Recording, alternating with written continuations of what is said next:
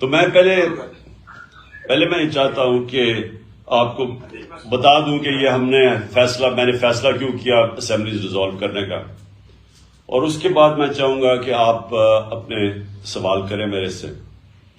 جو سب سے امپورٹنٹ چیز وہ یہ ہے کہ میں نے سنڈے سے میں ڈویژن وائز آپ کو علیحدہ بھی ملوں گا، ادھر آپ میرے پاس آئیں گے زمان پاک، تو ادھر بھی ہم پھر اس کے اوپر مزید اور بھی بات چیت کر سکیں گے، جو کہ میں ابھی اتنی بڑی میٹنگ میں ظاہر ہے سارے سوال نہیں کر سکتے، تو میں چھوٹے چھوٹے آپ کی ڈویژنز میں وہ آپ سے میٹنگ بھی کروں گا تاکہ ہم پوری طرح تیاری کر لیں جب ہم نے یہ اسمبلیز ڈیزالو کرنی ہے۔ میں سب کو یہ واضح کر دوں کہ پرویز الہی صاحب نے، سی ایم صاحب نے مجھے پورے اختیارات دے دیے ہیں کہ جب بھی میرا فیصلہ ہوگا اسمبلیز ڈیزالو کرنے کا جس دن، تو وہ میں کر سکتا ہوں۔ انہوں نے پورا میرے ہاتھ پہ یہ چھوڑ دیا۔ تو یہ اخباروں میں پیشن گوئیاں چل رہی ہیں کہ جی وہ کیو لیگ مانے گی یا نہیں مانے گی، یہ ایشو ختم ہو گیا۔ وہ بالکل ہمارے ساتھ کھڑے ہیں اور انہوں نے بالکل جو میرا فیصلہ ہے اس کے اوپر ان کو اعتماد ہے، اور انہوں نے مجھے اختیارات دے دیے ہیں کہ میں جب فیصلہ کروں گا اسمبلیز ڈیزالو کرنے کا۔ اچھا، اب میں آپ سب کو صرف سمجھانا چاہتا ہوں کہ یہ فیصلہ کیوں کیا۔ دیکھیں، الیکشن اگر اپنا پورا ٹائم پہ ہو جاتا ہے تو میں آپ کو یقین دلاتا ہوں کہ تحریک انصاف کو کوئی نقصان نہیں ہوگا، ہمیں فائدہ ہی فائدہ ہے۔ اگر یہ اگست میں سپٹمبر میں الیکشن چلا جاتا ہے تو ہماری پارٹی کی تو مقبولیت بڑھتی جا رہی ہے۔ جس طرح کی یہ گورننس ہو رہی ہے، جس طرح معاشی حالات تباہ ہو رہے ہیں، اور میں ابھی اس کے اوپر آنے لگا ہوں، جس طرح یہ پبلک کے سامنے ایکسپوز ہو گئے ہیں، تو ان کا تو اب کوئی چانس ہی نہیں ہے، ان کے پاس تو کوئی طریقہ ہی نہیں ہے کہ اپنے آپ کو اٹھانے کا۔ تو وہ تو اور پبلک کے اندر بھی ریفلیکٹ ہو گیا کہ ایک عوام کدھر کھڑی ہوئی ہے۔ تو ہمیں تو کوئی نقصان نہیں ہے، یہ جتنی دیر چلتے جاتے ہیں ساری دنیا کو پتہ چل گیا کہ وہ پنجاب سپیڈ کیا چیز تھی۔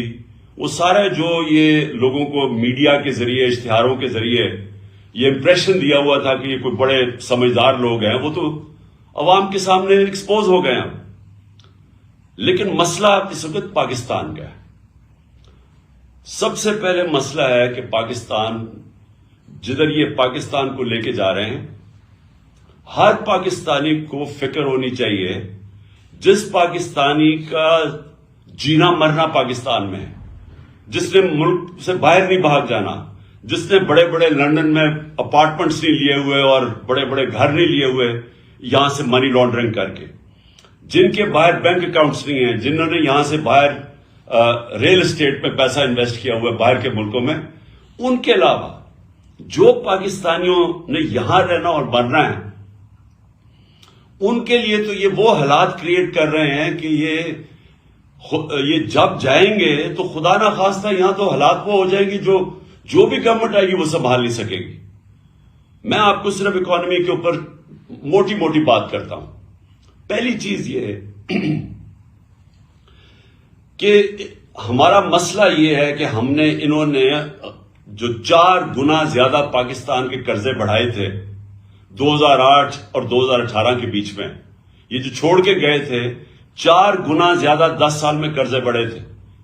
یہ سمجھ جائیں کہ 60 سالوں کے اندر پاکستان کا 6,000 ارب روپے ٹوٹل قرضہ تھا اور 2008 میں، اور 2018 کے اندر وہ پہنچ گیا تھا 30,000 ارب روپیہ، 30 ٹریلین روپیہ۔ تو 4 گنا ہمارا قرضہ بڑھا، اور جب قرضہ بڑھا تو اس کے اوپر اب ہمیں سود دینا پڑتا ہے۔ تو پاکستان کا اب حالات یہ ہیں کہ اگر ہماری معیشت بڑھتی نہیں ہے تیزی سے، جس کو اکنامک گروتھ کہتے ہیں، اگر اس ملک کی اکانومی بڑھتی نہیں ہے اور اگر وہ اکانومی سکڑنے شروع ہوتی ہے تو وہ قرضے تو بڑھتے جا رہے ہیں۔ تو ہم نے قرضہ واپس کیسے کرنا ہے؟ یہ ایسی ہے کہ گھر کے اوپر اگر قرضہ چڑھا ہو، اب وہ گھر کیسے وہ قرضہ واپس کرے گا؟ آمدنی بڑھائے گا، آمدنی بڑھائے گا تو وہ قرضے واپس کرے گا۔ اگر گھر کی آمدنی گرنی شروع ہو جائے تو قرضے تو وہی کہ وہاں سود لگتا جائے گا، قرضے بڑھتے جائیں گے۔ پاکستان کا مسئلہ یہ ہے کہ ہمارے اوپر جو قرضے چڑھے ہوئے ہیں، ہم نے قرضے کی قسطیں ادا کرنی ہے، اور اگر ہماری آمدنی نہیں بڑھتی تو وہ قسط میں ہماری کیپیسٹی آمدنی قسط واپس کرنے کے لیے وہ کم ہوتی جائیں گی. تو نمبر 1 مسئلہ اب اس وقت ملک کا کیا آ رہا ہے کہ جو ہم نے اپنے دور میں ریکارڈ ایکسپورٹس بڑھائی تھی، ریکارڈ ریمیٹنسز تھی، آئی ٹی کو ہم تیزی سے اوپر لے کے جا رہے تھے جو کہ مستقبل ہے. ٹیکنالوجی تو مستقبل ہے نا دنیا کا، سب سے زیادہ پیسہ تو اب ٹیکنالوجی میں آتا ہے آئی ٹی کے اندر. تو وہ بھی پہلی دفعہ پاکستان میں 75% ہماری وہاں ایکسپورٹس بڑھ گئی تھی. 32 ارب ہماری ریکارڈ ایکسپورٹس تھی، 31 ارب ریکارڈ ہماری ریمیٹنسز تھی، اور ٹیکس کلیکشن ہماری ریکارڈ تھی 6.1 ٹریلین یعنی 6100 ارب روپیہ. تو ہر طرح ہم آمدنی بڑھاتے جا رہے تھے اور اس سے ہم نے اپنی قسطیں دینے کا ہماری کیپیسٹی بڑھتی جا رہی تھی. اور انشاءاللہ اگر ہمیں آگے بھی موقع ملے تو ہم نے کیسے مقابلہ کرنا ہے اپنی آمدنی بڑھا کے. جو 6% گروتھ ریٹ تھی ہماری چوتھے سال اور 5.7% گروتھ ریٹ تھی تیسرے سال کورونا کے باوجود، یہ 17 سال میں سب سے زیادہ گروتھ ریٹ تھی پاکستان کی. تو جب گروتھ ریٹ بڑھتی ہے تو آپ کے پاس پیسہ ہوتا ہے قرضے واپس کرنے میں. اور جو ہماری یہ بھی یاد رکھ لیں کہ 17 سال میں سب سے زیادہ زراعت کے اندر ہماری گروتھ ہوئی تھی 4.5%. یہ 17 سال کے بعد تھی. تو آمدنی تو ہماری بڑھتی جا رہی تھی. انہوں نے کیا کیا آتے ساتھ؟ انہوں نے آتے ساتھ ہی پہلے تو جیسے انہوں نے آتے ساتھ فیصلے کیے، مارکیٹس کے اندر پینک پھیل گئی. مارکیٹس نے وہ بڑی تیزی سے دیکھتی ہیں کہ ان کے پاس تو کوئی پلان ہی نہیں لے کے آئے، ان کے پاس تو کوئی پلان ہی نہیں ہے کہ پیسے واپس کیسے کرنے ہیں. اور جیسے یہ ہوا ہماری وہ گرنی شروع ہو گئی، ہماری مارکیٹ کے اندر روپیہ گرنا شروع ہو گیا اور مارکیٹس پیچھے ہٹنا شروع ہو گئی. اور یہ میں نے پہلے 1 جون کو انٹرویو دیا تھا اس کو سمیع ابراہیم کو، جس میں نے کہا تھا کہ کیونکہ ان کے پاس اب پلان نہیں ہے، مجھے خطرہ یہ ہے کہ یہ ملک کو ادھر لے کے جا رہے ہیں کہ اگر اکانومی سکڑنی شروع ہو گئی تو ہم اپنے قرضے واپس نہیں کر سکیں گے. اور میں نے تب پریڈکٹ کیا تھا، یہ آپ سے تقریباً آپ سوچتے 6 مہینے پہلے، کہ یہ جس طرح جا رہے ہیں یہ ملک کو ڈیفالٹ کی طرف لے کے جا رہے ہیں. اور ڈیفالٹ کا آپ اندازہ نہیں لگا سکتے کہ خدا نہ خواستہ ہم ڈیفالٹ کر جائیں تو ملک ادھر پیچھے چلا جائے گا.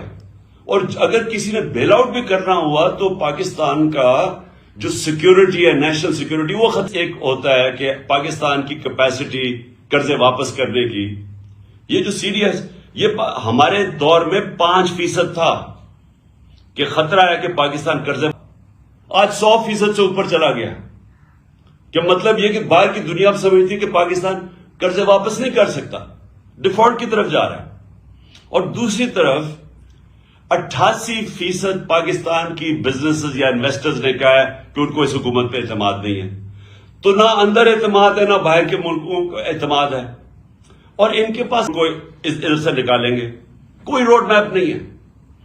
ان کے پاس آپ کر کے بیٹھ گیا ہے کیونکہ کوئی باہر سے لوگ ان پاکستان میں نہ انویسٹ کریں گے، نہ باہر کے کمرشل بینکس پاکستان کو قرضے دیں گے، کیونکہ پاکستان کا جو رسک ہے اب ڈیفالٹ کی وہ 100% سے بڑھ گئی ہے. اور دوسری طرف جب اندر بھی لوگ انویسٹنگ کریں گے ہو گئی ہے.